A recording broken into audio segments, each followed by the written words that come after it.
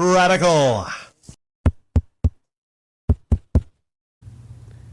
I guess some quick thoughts on recent happenings in WWE, specifically Raw, and the fact that WWE is now the current reigning champion. Well, I think there's reasons that they put the title on Big E, which is 1/3 of the trio, where they go out and they shake their tushes and they wear unicorn hats. No homo though, no homo. You know, perfectly straight trio, the New Day.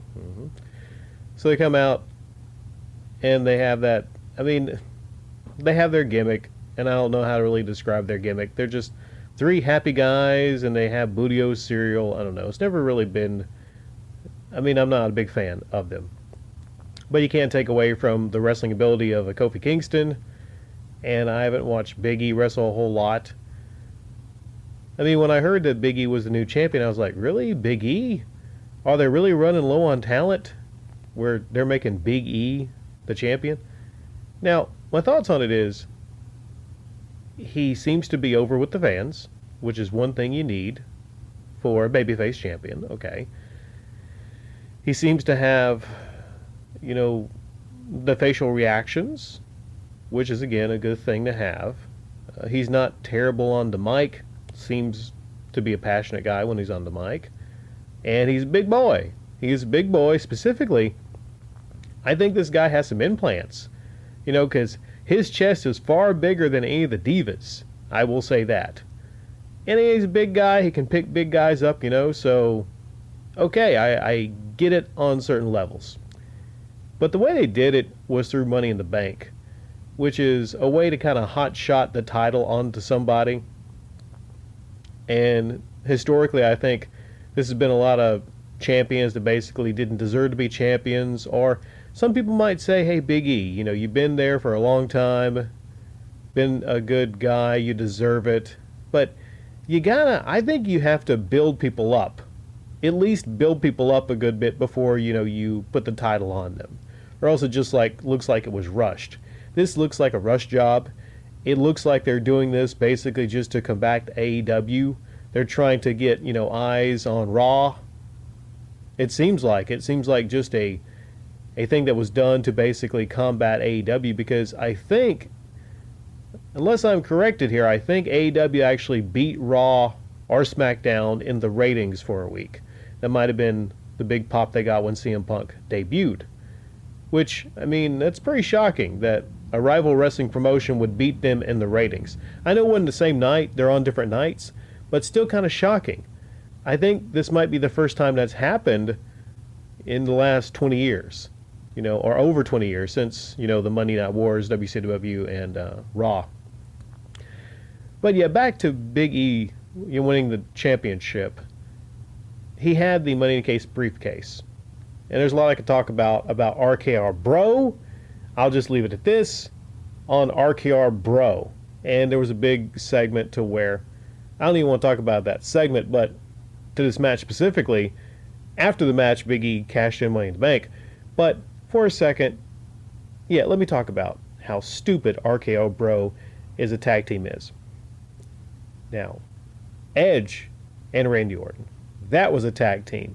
Rated RKO. I think that's one of the best tag teams ever in history of WWE. This is not. This is Matt Riddle and Randy Orton. Such an oddball pairing. But I think they're going to make it a big deal because they even have a graphic in the background. The stupidest graphic I think easily I've ever seen. It's played up for humor, but it's more stupid than anything else.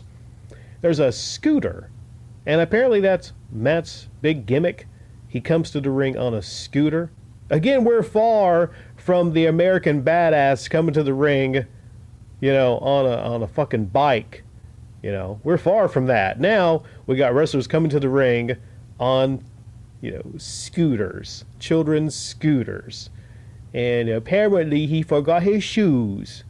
He doesn't wear shoes. So you get to see his motherfucker's smelly feet coming to the ring on a scooter.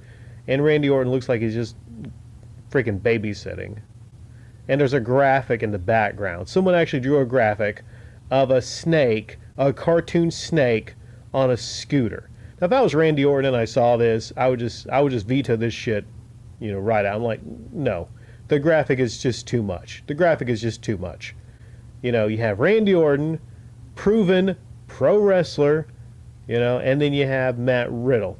I don't know much about Matt Riddle, but I don't want to know much about Matt Riddle. I'm done with Matt Riddle after seeing him, like once. I'm done with Matt Riddle.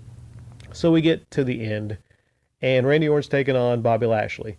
Now, Big E came out and said, hey, I am going to be cashing in. Okay, so he kept to his word. He called a spot.